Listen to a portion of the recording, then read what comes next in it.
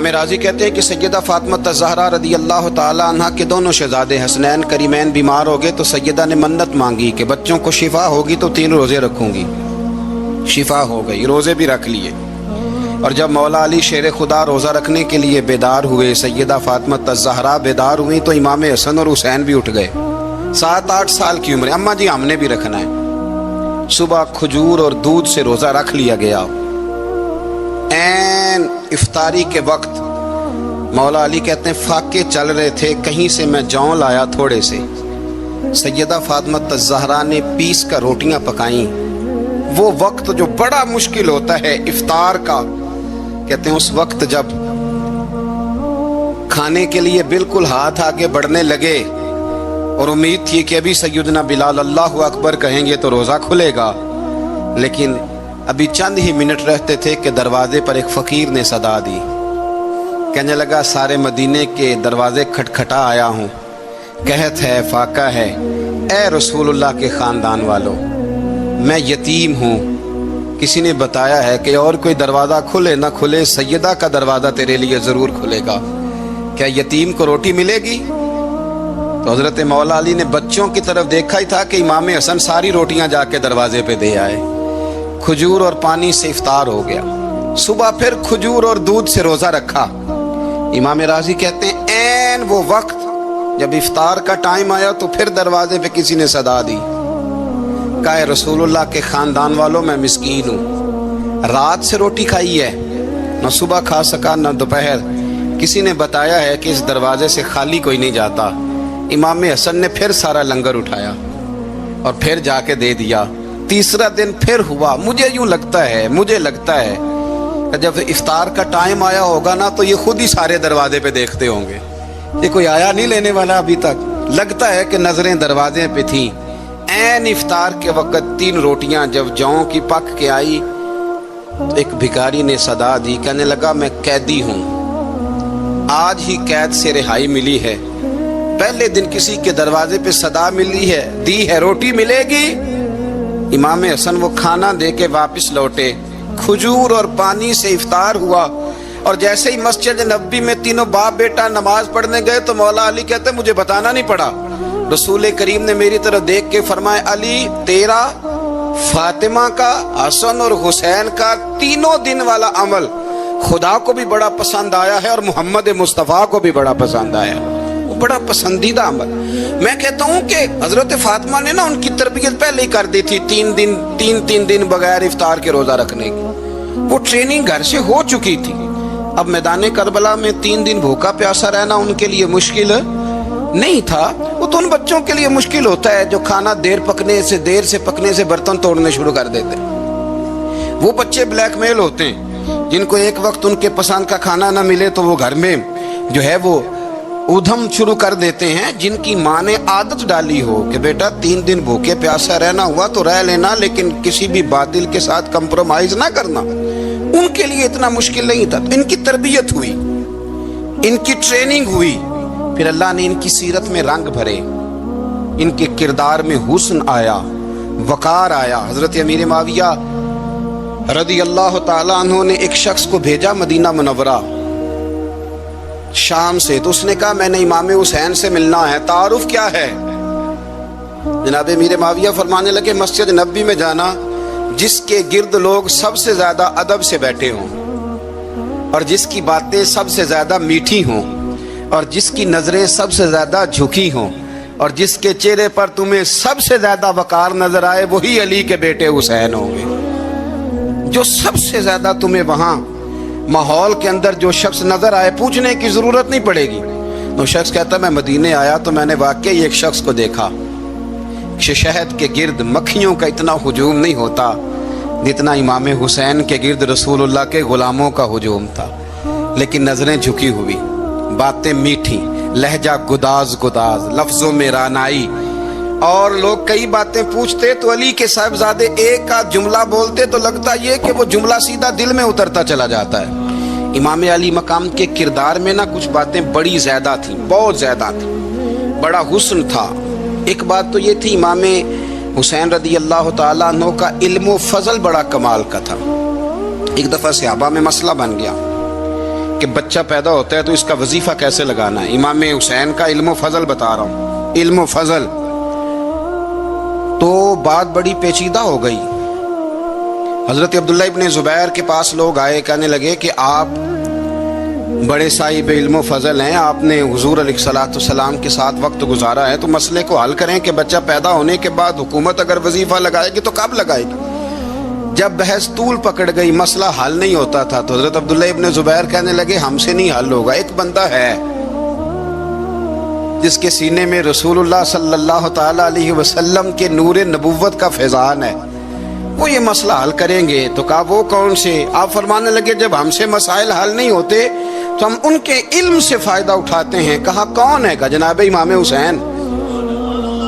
تو لوگ حضرت امام حسین کے پاس گئے کہ حضرت یہ ایک مسئلہ الجھ گیا ہے کہ بچہ پیدا ہو تو وظیفہ کب لگانا ہے. فرمایا الجھنے والی بات ہی کوئی نہیں, پیدا ہونے کے بعد جب وہ پہلی دفعہ آواز نکالے تو اس کا وظیفہ لگا دو. اس کا مطلب یہ ہے کہ وہ دنیا میں آ گیا ہے, اس نے اپنے آنے کا اظہار کر دیا ہے, اعلان کر دیا ہے, اب اس کا وظیفہ لگا دو. تو اس پر پھر صحابہ کا اتفاق ہو گیا. امام حسین کے علم سے, فضل سے لوگ فیض اٹھاتے تھے. پھر اس کے ساتھ ساتھ امام حسین کا ذوق عبادت بڑا شاندار تھا, بڑا زبردست ذوق. علامہ جوزی نے لکھا ہے وکان الحسین رضی اللہ تعالی عنہ فاضلا کثیر الصوم والصلاۃ والحج والصدقۃ وافعال الخیر جمیعا. آپ فرماتے ہیں کہ امام حسین زیادہ نمازیں پڑھنے والے تھے, کثرت سے سجدے کرنے والے, کثرت سے روزے رکھنے والے, زیادہ حج کرنے والے, اور امام حسین صدقہ دینے والے اور نیکی کے کاموں میں شدت کرنے والے تھے. امام حسین کا جو ذوق عبادت تھا وہ اتنا شاندار تھا کہ آپ فرض نماز کے علاوہ روزانہ 100 رکعت نماز نفل ادا فرمایا کرتے. اور امام حسین فرماتے زندگی میں کبھی ایسا نہیں ہوا کہ 3 دن گزر گئے اور حسین کا قرآن پاک ختم نہ ہوا. 25 حج کیے امام حسین نے مدینہ منورہ سے مکہ مکرمہ پیدل جا کے, 25 حج. اب تو نسبت والے لوگوں کو عبادت کی ضرورت نہیں نا, اللہ ماشاءاللہ کہتے ہیں نسبت بڑی ہے. بھئی جن کی نسبت اتنی خاص تھی کہ حضور نے فرمایا یہ فاطمہ کے نہیں میرے بیٹے ہیں, ان کا تو حال یہ ہے کہ فرض کے علاوہ 100 نفل, 3 دن سے پہلے ختم قرآن پاک, 25 حج فرمائے. تو کس نسبت کی بات کرتا ہے؟ یہ نسبتیں تو ہیں جو انسان کو عبادت کے قریب کرتی ہیں. لوگوں نے معیار ہی بدل دیا ہے. حضرت سیدنا امام حسین کی شہادت کے بعد حضرت عبداللہ ابن زبیر رضی اللہ تعالیٰ عنہ نے قاتلان حسین سے خطاب کیا اور فرمانے لگے اللہ کی قسم تم نے اس شخص کو شہید کیا ہے جو راتوں کو لمبے لمبے قیام کرتا تھا, اور تم نے اس شخص کو شہید کیا ہے جس سے میں دن میں جب بھی ملتا تھا تو وہ روزے سے ہوتا تھا. تم نے اس شخص کو شہید کیا جو قائم اللیل تھا, صائم الدہر تھا, اس شخص کو تم نے شہید کیا. آپ کو پتہ ہے کہ میدان کربلا میں جب 9 محرم کو ابن سعد نے امام حسین سے کہا کہ جنگ کرو اگر یزید کی بیعت نہیں کرنی, تو امام حسین نے فرمایا 1 رات کی مہلت دے دو, 1 رات کی مہلت دے دو. حضرت امام زین العابدین کہتے ہیں میں نے اپنے والد گرامی سے عرض کی کہ ابا جی آپ جہاد سے دور جانے والے تو ہیں نہیں, آپ تو جہاد سے پیار کرنے والے, اور یہ بھی پتہ ہے مجھے کہ یہ جنگ اب ہو کے رہے گی, تو 1 رات کی مہلت دینے کا معنی کیا ہے؟ بھئی کل بھی لڑنا ہے اور رات بھی لڑنا ہے, تو ابا جی 1 رات کی مہلت. تو سیدنا امام حسین رضی اللہ تعالیٰ عنہ فرمانے لگے بیٹا رات کی مہلت اس لیے لی ہے کہ میں آج رات کھل کے اپنے رب کی عبادت کر لوں, میں استغفار کر لوں, میں لمبے سجدے کروں. اور کہا زین العابدین تو جانتا ہے نا کہ مجھے نماز سے, تلاوت سے, دعا سے اور استغفار سے بڑا پیار ہے. نماز سے مجھے پیار ہے, دعا سے مجھے پیار ہے, استغفار سے مجھے پیار ہے. فرمایا بیٹا میں نے اس لیے نہیں کہ میں چاہتا ہوں 1 رات اور دنیا میں رہوں. تو امام زین العابدین فرماتے ہیں امام علی مقام نے سجدے پہلے بھی بڑے کیے, پر 9-10 کی درمیانی رات جو ان کے سجدے تھے وہ میں نے کبھی نہیں دیکھے. فرماتے ہیں تیمم کے ساتھ وہ رات کی جو عبادتوں کا رنگ تھا وہ میں نے کبھی نہیں دیکھا. امام علی مقام کا عبادت کا ذوق تھا, شوق تھا, لذت تھی. آپ یقین کریں ایسے ایسے عجیب بہانے ہم لوگوں کہتے ہیں میرا نماز میں دل نہیں لگتا, تو میں کہتا ہوں تیرا گپ شپ میں کس طرح لگتا ہے, تیرا موبائل پہ کیسے لگتا ہے بھائی؟ یہ تو بھائی ذوق کی بات ہے۔ امام حسین کہتے ہیں مجھے قرآن پاک سے پیار ہے، مجھے تلاوت سے پیار ہے، مجھے دعا سے پیار ہے، مجھے استغفار سے پیار۔ بھائی جس کو جس چیز سے پیار ہوگا دل لگ جائے گا۔ ہم نے کبھی پیار کیا ہی نہیں اس سے، جن چیزوں سے پیار ہے وہاں دل لگ جاتا ہے۔ یہ ایک بہانہ ہے، ورنہ کثرت سے عبادت کرنا، ذوق پیدا کرنا، یہ تو اہل اللہ کا طریقہ ہے۔ والذین یبیتون لربہم سجدا وقیاما، رب کے بندوں کی علامت یہ ہے کہ وہ راتیں سجدے اور قیام میں گزار دیتے ہیں۔ تو امام حسین کی سیرت کا کمال ہے کہ ذوق عبادت رکھتے تھے۔ دوسری بات جو امام علی مقام کی سیرت میں بڑی شاندار ہے وہ یہ ہے کہ سخی بڑے تھے۔ ایک قول سنانا ہے آپ کو امام حسین کا، اور خواہش میری یہ ہے کہ میرے حاضرین اور ناظرین اس قول کو رٹا لگا کے یاد کریں، اس قول کو انشاءاللہ۔ یہ قول جو امام حسین کا ہے نا جی، یہ جس دن مجھے ملا تھا نا تو میں نے بھی رٹا لگا کے یاد کیا تھا، اور میرے پاس جتنی ڈائریاں ہیں شاید میں نے سب میں لکھا ہے۔ امام علی مقام رضی اللہ تعالیٰ عنہ فرماتے تھے اللہ کی رضا کے لیے کسی شخص کی ایک حاجت پوری کر دینا 1 مہینہ مسجد میں اعتکاف کرنے سے زیادہ درجہ رکھتا ہے۔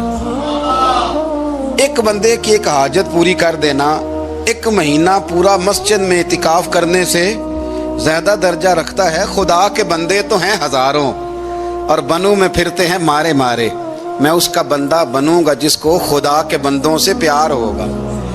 کسی بندے کی ایک حاجت پوری کرنا 1 مہینہ اعتکاف میں بیٹھنے سے زیادہ افضل ہے۔ اسی لیے تو میرے حبیب کریم علیہ السلام نے فرمایا تو رب کے بندوں کی حاجتیں پوری کرنے میں لگ جا، رب تیری حاجتیں پوری فرما دے گا۔ امام علی مقام فرماتے تھے ایک حاجت کسی کی پوری کرو۔ حضرت جناب سیدہ زینب بنت ابی رافع کہتی ہیں کہ سیدہ فاطمہ الزہرا ایک دن اپنے دونوں شہزادوں کو لے کے، جب حضور کی طبیعت مبارک بظاہر علیل تھی جس میں حضور کا وصال ہوا، دونوں شہزادے لے کے سیدہ فاطمہ نبی کریم کی بارگاہ میں گئی، کہنے لگی یا رسول اللہ میرے بچوں کو کچھ دیجئے۔ سیدہ پاک تو حضور اٹھ کے بیٹھ گئے، اس کندھے سے امام حسن کو لگایا اور اس سے امام حسین کو لگایا اور فرمایا فاطمہ یہ جو میرا حسن ہے نا اس کو میں اپنی ہیبت اور سرداری دیتا ہوں، اور فرمایا یہ جو میرا حسین ہے نا حسین کو میں اپنی جرت اور سخاوت دیتا ہوں، میرا حسین جرت مند ہوگا اور سخی ہوگا۔ داتا گانج بخش علی حجویری، امام الاولیاء، سید الاصفیاء، داتا صاحب کشف المعجوب میں فرماتے ہیں ایک دن نا امام حسین کے پاس ایک شخص آیا بڑی دور سے کچھ مانگنے کا، حضور کچھ دیجئے۔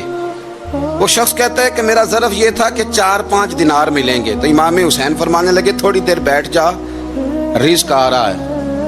تو امام حسین کو حکومت وقت کی طرف سے نا 5 تھیلیاں ملی جس میں ایک تھیلی میں 500 اشرفیاں تھیں، 5 تھیلیاں آئیں، لیکن اس کو آنے میں نا ذرا دیر ہو گئی۔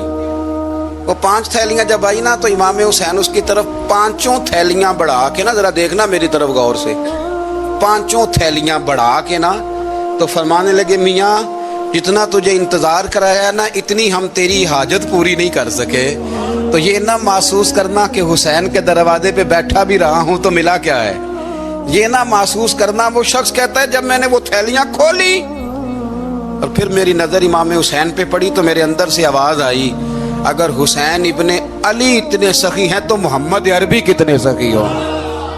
اگر یہ معیار ان کا ہے، ان کا یہ معیار ہے، اور خود بھیک دیں خود ہی کہیں منگتے کا بھلا ہو، خود کہنے لگے جتنا انتظار کرایا ہے اتنی تیری مدد کر سکے، یہ سخاوت کا معیار تھا، یہ طریقہ تھا۔ ایک دفعہ سیدنا امام حسین رضی اللہ تعالیٰ عنہ کے گھر کے اندر نا 5000 دینار آئے، مسجد میں تھے، آپ کو 5000 دینار ملے تو امام زین العابدین کہتے ہیں کہ مسجد سے لے کر گھر آنے تک امام حسین نے 5 کے 5000 اللہ کے رستے میں خیرات کر دی۔ فرماتے میں نے کہا ابا جی 5 دینار کی گھر میں ضرورت تھی، مالاں والے سخی نہیں ہوندے تے سخیاں کل مال نہیں ہوندا، ایتھے اوتھے دوویں جہانی سخی کنگال نہیں ہوندا۔ کہا ابا جی 5 دینار کی گھر میں ضرورت تھی، تو کہتے ہیں مجھے فرمانے لگے بیٹا یہ جن کو میں نے دیا ہے نا یہ گھر کے لیے ہی دیا ہے، یہ گھر کے لیے ہی دیا ہے، جن کو دیا ہے تمہارا کیا خیال ہے یہ باہر خرچ ہوا ہے، یہ گھر کے لیے ہی ہے۔ اس لیے کہ جب انسان دوسروں پر شفقت کرتا ہے تو اللہ اس کے گھر پہ رحمت فرماتا ہے۔ امام حسین کے مزاج میں پہلی بات میں نے ذوق عبادت کی عرض کی، دوسری بات عرض کر رہا ہوں کہ صحابہ حضرت اسامہ بن زید بڑے پیارے ہیں میرے نبی کریم کے، بڑے پیارے۔ حضرت اسامہ بن زید کے بارے میں سیدہ عائشہ صدیقہ فرماتی ہیں ان کے ناک سے اگر ریٹھ نکلتی تھی تو اللہ کے رسول اپنے دست مبارک سے صاف کر دیتے تھے، اور سرکار فرماتے تھے کہ اگر اسامہ لڑکی ہوتا نا، ان کے غلام کے بیٹے تھے حضرت زید بن عار، اگر یہ لڑکی ہوتا میں اسے زیور پہناتا۔ بڑے پیارے تھے، لیکن جب ان کا آخری وقت آیا نا تو 60,000 دینار کا قرضہ تھا، رشتہ داروں سے کہا، دوستوں سے کہا، یاروں سے کہا، پر قرض ادا نہیں ہو رہا تھا۔ حضرت اسامہ بن زید کہتے ہیں بڑا پریشان تھا۔ جب حد ہو گئی نا تو حضرت اسامہ بن زید فرمانے لگے جاؤ کوئی حسین ابن علی کو خبر کرو، ان سے کہو میں نا غلام ہوں آپ کے نانا کا، مقروض دنیا سے چلا گیا تو کیا بنے گا۔ امام حسین کو خبر ملی تو دوڑے آئے۔ لاجپال اس پیر کو نہیں کہتے جو تگڑا نذرانہ لے کے تو ماتھا چوم لے، لاجپال تو اس کو کہتے ہیں کہ جب ضرورت پڑے تو وہ سر پہ موجود ہو۔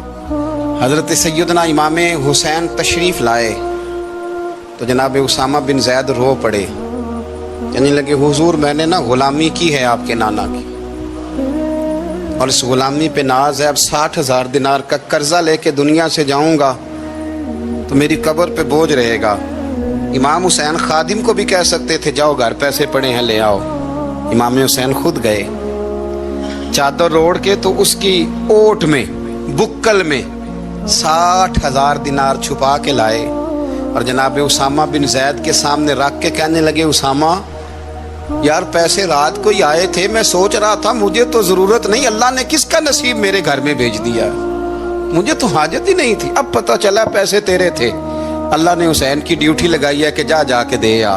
حضرت اسامہ بن زید رو پڑے، فرمانے لگے اللہ آپ کو بہترین صلہ عطا فرمائے، یہ معیار تھا۔ اور پھر تیسری بات یہ کہ دل کے بڑے صاف تھے، دل بدستاور کے حج اکبر است، از ہزاراں کعبہ یک دل بہتر است۔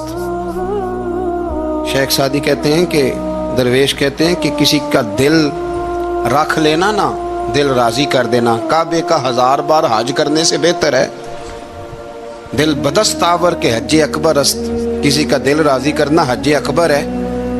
امام بڑا ہی پیار کرتے تھے، گھوڑے پہ جا رہے تھے، کچھ فقیر غریب لوگ بیٹھ کے روٹی کھا رہے تھے، کہاں رہے تھے سڑک کے کنارے، تو امام زین العابدین فرماتے ہیں کہ جب امام حسین گزرے تو انہوں نے آواز دی حضور دل کرتا ہے ہمارے ساتھ بیٹھ کے روٹی کھائیں۔ کائنات کے مالک و مختار کے نواسے اور دنیا کے سب سے بڑے شہزادے گھوڑے سے اترے اور غریبوں کے ساتھ سڑک پہ بیٹھ گئے، روٹی کھانے لگے اور دیر تک کھاتے رہے، اور جب فارغ ہو گئے تو فرمانے لگے کھانے کی ضرورت بھی نہیں تھی، حاجت بھی نہیں تھی، پر تم نے آواز دی تو دل رکھنے کو بیٹھ گیا تھا، اگر اجازت دے تو چلا جاؤں۔ یہ مزاج تھا، یہ طبیعت تھی۔ آپ کے ایک بھائی ہیں چھوٹے، حضرت محمد بن حنفیہ نام ہے، حضرت مولا علی شیر خدا رضی اللہ تعالیٰ عنہ کی دوسری بیوی سے۔ ایک دن حضرت امام حسین ان کے گھر میں بیٹھے تھے تو کسی بات میں نا اختلاف رائے ہو گیا، تو امام علی مقام ناراض ہو گئے، فرمایا آج کے بعد تیرے گھر نہیں آؤں گا، رومال اٹھایا چلے گئے۔ لوگوں نے حضرت محمد بن حنفیہ رضی اللہ تعالیٰ عنہ سے کہا حسین تو ناراض ہو گئے، کبھی نہیں آئیں گے۔ آپ فرمانے لگے بھائی تمہارا ہے کہ میرا؟ جی بھائی تو آپ کے ہیں۔ فرمایا اگر کہو تو چند منٹوں میں حسین واپس آئے؟ جناب ناراضگی ہو گئی ہے۔ فرمایا ناراضگی ہوئی ہے پر میں اس کے دل کی نرمی کو تو جانتا ہوں نا، اس کے مزاج کے اندر جو محبت ہے اس سے تو ابھی آئے۔ کہ جناب وہ کیسے؟ فرمانے لگے دیکھنا ذرا۔ تو امام حسین نے خط لکھا، حضرت محمد بن حنفیہ نے رکا لکھا، کہنے لگے حسین میرے باپ کا نام بھی علی ہے اور آپ کے باپ کا نام بھی علی ہے، پر ایک فضیلت ایسی ہے جس میں میں آپ کا مقابلہ نہیں کر سکتا، وہ یہ ہے کہ آپ سیدہ فاطمہ الزہرا کے لال ہیں، آپ محمد مصطفیٰ علیہ السلام کے نواسے ہیں۔ کہنے لگے بھائی جان آپ نے نانا جان کی وہ حدیث تو سنی ہوگی کہ دو لوگ ناراض ہو جائیں تو جو صلح پہلے کرے جنت میں پہلے جائے گا۔ فرمانے لگے دل میرا کر رہا تھا کہ پہلے صلح کر لوں، لیکن پھر بڑے بھائی کو پشت کروں گا جنت میں جاتے ہوئے، ये भी तो बेअदबी है ना। अब खत मैंने लिख दिया है, आपका जो इरादा हो। इमाम हुसैन ने खत पढ़ा तो आंखों में आंसू आ गए। फिर से रुमाल उठाया, बच्चे पूछने लगे कहाँ जा रहे हैं? कहा भाई के घर जा रहा हूँ। कहा आप तो नाराज थे। फरमाया था नाराज, पर है तो मेरा भाई ना। हो गई बात खत्म।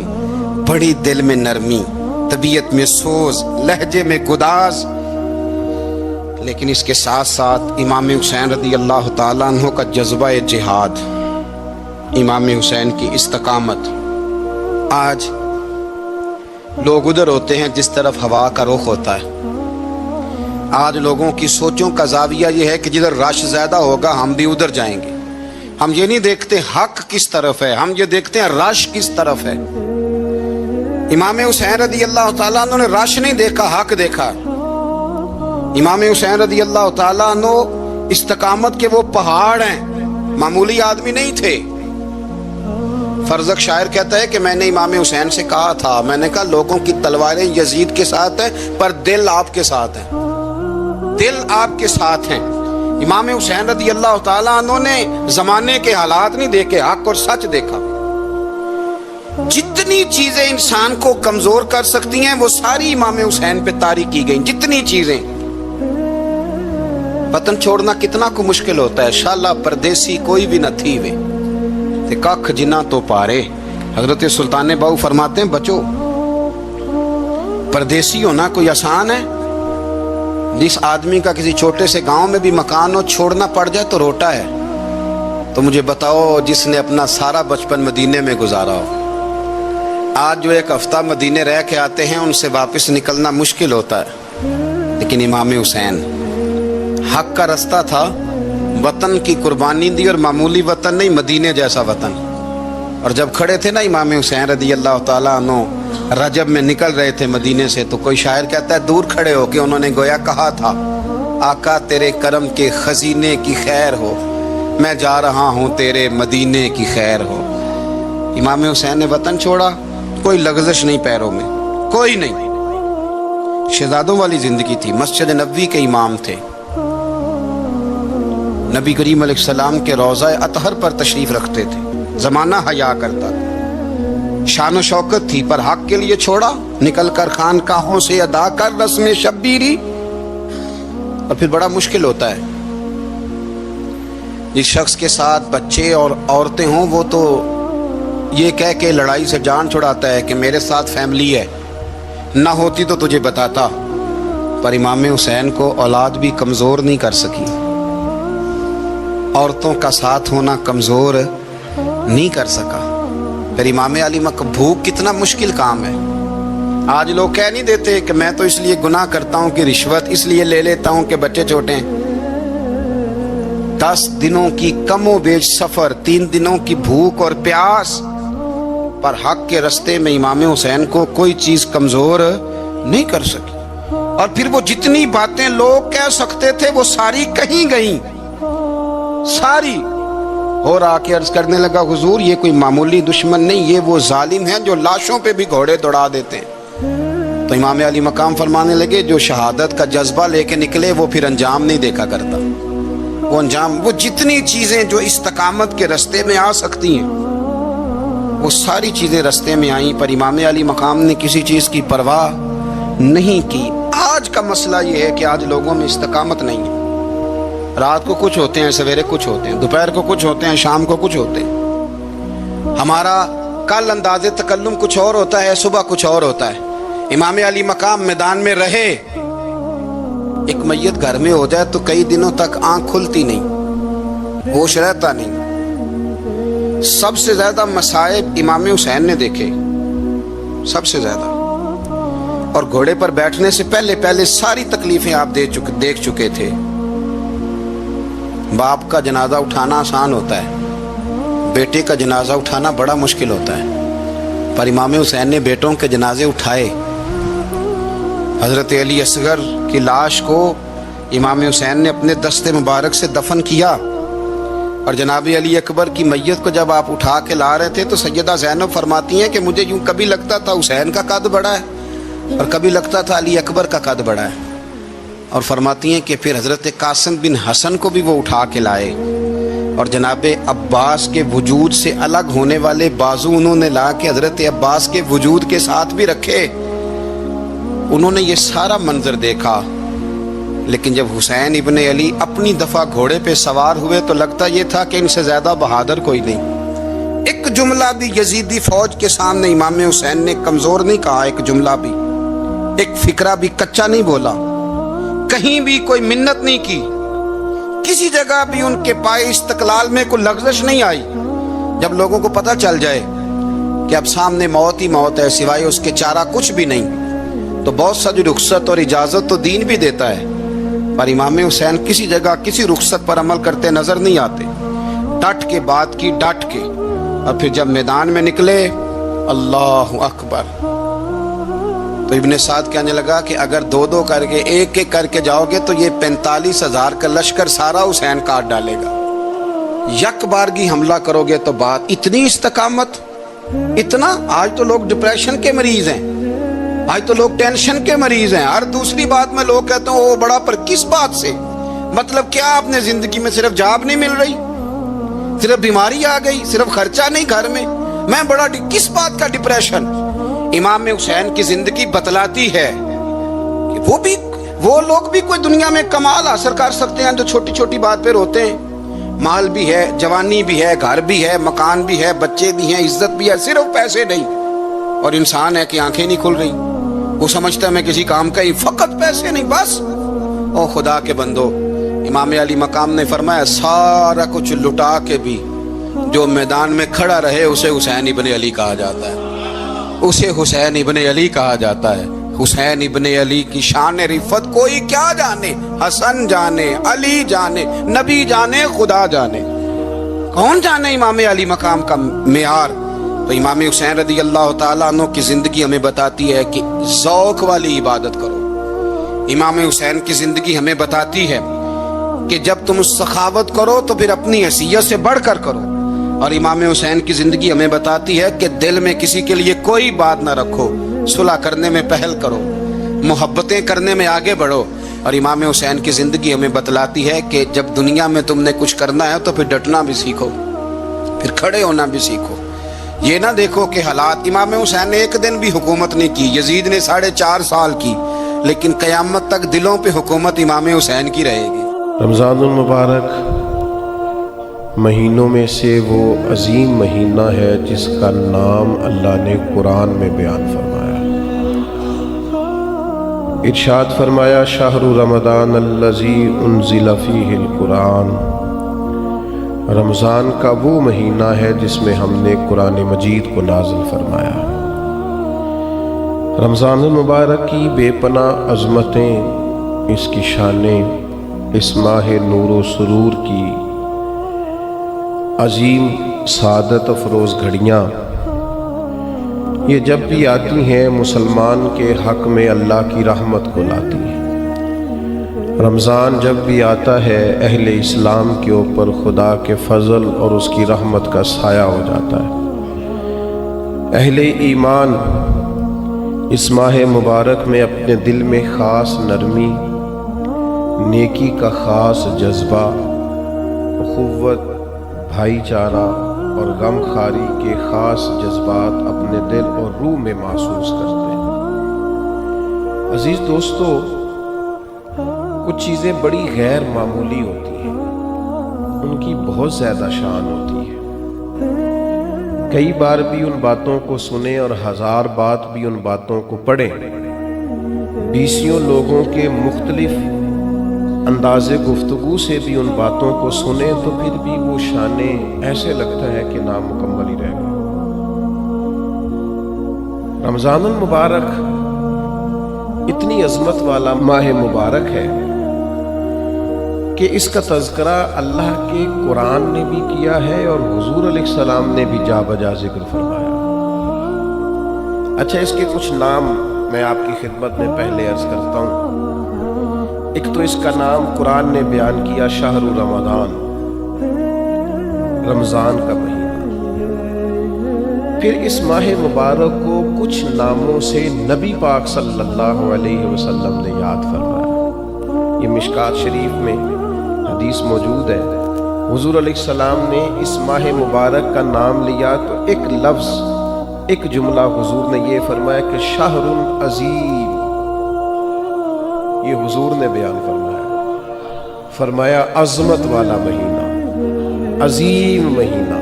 यानी किसी को कोई शख्स कहता है ये अजीम आलिम दीन है, ये अजीम हाफिज़ कुरान है, ये अजीम समाजी शख्सियत है, ये अजीम लीडर है, और जिसको हुजूर अजीम फरमाए, जिसको नबी करीम अलैहिस्सलाम कहें, सरकार फरमाए, मेरे नबी रहमत अलैहिस्सलाम फरमाए कि माह मुबारक जो रमज़ान है शहरुन अजीम, ये बड़ा अजीम महीना है। अब खो जाए इंसान इसकी अजमतों में और चला जाए आलम हैरत में और ढूंढने लगे कि इसकी अजमतें क्या क्या हैं, इसकी शानें क्या क्या हैं, आखिर वो कितना को अजीम है जिसे मदीने वाले ने अजीम कहा है, उसके अंदर कितनी को अजमत पाई जाती है, कितनी को बुलंदी शान है, कितनी को रिफत है, जिसे नबी पाक अलैहिस्सलाम ने अजीम फरमाया।